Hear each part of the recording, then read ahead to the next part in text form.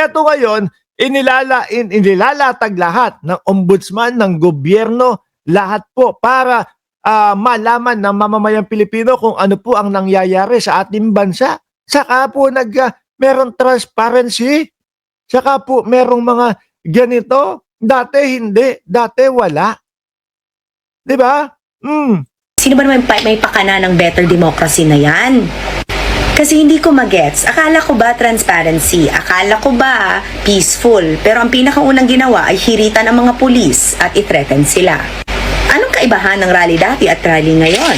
Andyan naman ang ating mga magigiting na kapulisan ng rally noon, hindi ho ba?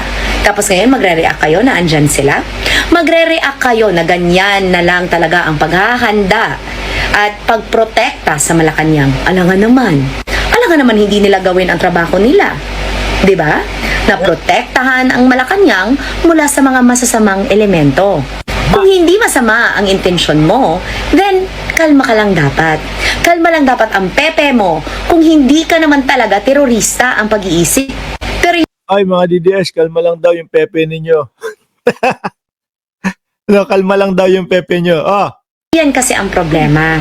Hindi kasi pwede na sa kamay na to naglilingap kayo worldwide. Go, game. At alam ko yan. Hindi nyo kailangan akong itag. My God. The hell? Don't tag me. Because the message is the message you missed. Do not link up with this hand if you're going to destabilize the government with this other hand. Kasi kayo very confident kayo na Sorry mga kababayan Sorry mga iglesia ni Cristo. Pero halata eh. 'Di ba? Yun nga lang impeachment ni Sara Duterte, 'di ba? Nagsalita sila doon. Na itinatago nila, no? Itinatago nila doon sa sinasabi nilang mas madami pong problema ang bayang ito kaysa sa impeachment ni Sara Duterte. Doon nila itinatago 'yon.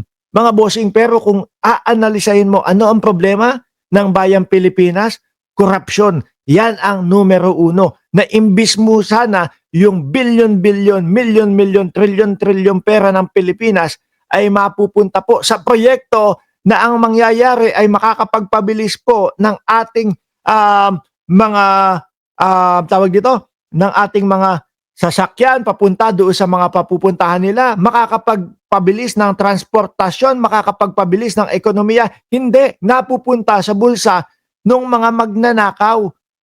Diba? So, imbis na pataas po, makatulong sa pag-unlad ng Pilipinas, pababa.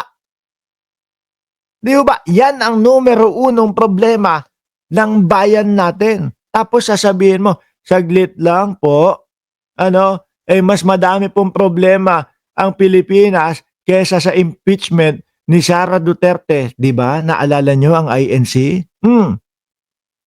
Halatang halata. No? oh my God, we will not do that kasi naglilingap pa kami. Ebe, kasama ho ba kayo sa closed door meeting ng mga leader nyo? Kayo bang lahat na sangkaterbang kaanib, kasama ba kayo sa closed door meeting ng mga leader ninyo kung saan sila ang gustong puksain at pababain si PBBM? Hindi. Basta sabi lang sa kanila, peace rally to. Accountability ito. Hindi ba pinapanagot na ni Pangulong Bongbong Marcos? Hindi ba ang transparency yung sinasabi, eto na nga, inilalatag na sa mamamayang Pilipino? Kaya nga, di ba, nagugulat tayong lahat sa mga salin nila. Wag din yung itago, yung sinasabing, etong na to, transparency ito, para sa ICI. No, hindi ho. Pambuong kaanuhan yan. No, yung ICI, meron po silang dahilan kung bakit kailangan sila lang upang hindi mapasukan nila Marcoleta. Nakita nyo naman, di ba, pagkaalam nila yung topic, pagkaalam nila yung mga ginagawang hearing, bigla nilang silang nagpapapasok ng mga gutesa-gutesa. Miski ho kayo, mga kababayan. Natatawa kayo. Di ba? Doon sa sinasabi ni Gutesa. Mga DDS lang ho ang hindi natatawa dyan. At mga DDS lang po, mga kababayan, yung nagsasabing bayani yang si Gutesa. Ay, hindi na. Meron na silang bagong bayani. Di ba? Ang bagong bayani ho, mga kababayan, walang iba kundi yung mayroong picture ng napakadaming mali-maleta. Yun na pala ang bagong bayani nila. protect Saldico at all cost. O di ba mga DDS? Baka susunod sasabihin ng mga DDS, Saldico, tumakbo ka bilang senador. Kailangan ka ng mamamayang Pilipino. Di ba, Sir Jorge Edralin? Malamang, may kasiguran. Yan ang susunod na isisigaw ng mga DDS. Saldico, tumakbo ka ng pagkasenador. Kailangan ka ng Pilipino. Ay, kunyari pa yung mga DDS. Pupunta din sila sa puntong ganyan. At kayo lamang ho ang ginagawang target at kayo lamang ho ang ginagawang sacrificial lamb. Kain. Aware kayo niyan? Kasi yun lang naman ang point ko.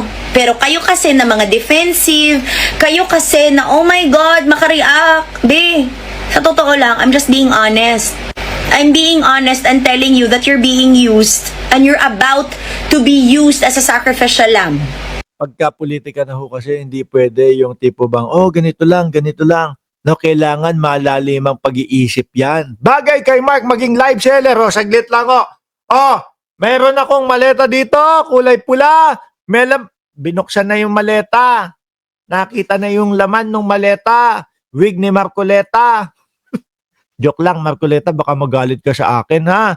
Oh, ulitin ko, binuksan na po yung maleta. Ang laman po, wig ni Marcoleta. Joke lang, Marcoleta, baka uminit yung ulo mo, ha? Oh.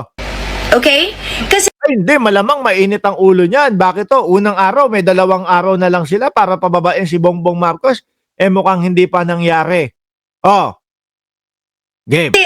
I don't mind you rallying. Again, you're right. You can rally all you want. You can rally for 6 months. I don't give a fuck. But for Kami deka. Uy, huwag kang nagmumura dito sa channel ko, uy. Baka gusto mo ibigay ko sa iyo yung sinasabi mo, Jam Magno. Oh, kahit 6 na buwan, kahit 7 buwan, oh, okay lang. 8 buwan, basta wag kayong magkagulo-gulo. Oh, kahit 1 taon, okay lang. Sino ba naman ang hindi makakapasok sa trabaho? No, sabi nung iba, may nakita ko sa INC daw po, mga kababayan, yung pagsamba daw po is talagang sagrado daw. No, pero nagtataka siya, bakit ipinagpalit daw po yung pagsamba dito sa rally, mga bossing? Nakita ko lang yon, Ma'am Lorelai Diesener. Oh, tuloy. for you to rally, but for you to destabilize the government within this rally, and you vehemently say it isn't true, then you're misinformed. Then somebody is lying to you. Okay? Because there is most certainly a plot to destabilize the government because kailangan magsanib puwersa ang naratibo, Kasi ngayon, sa totoo lang, hindi talaga magulo ang Pilipinas.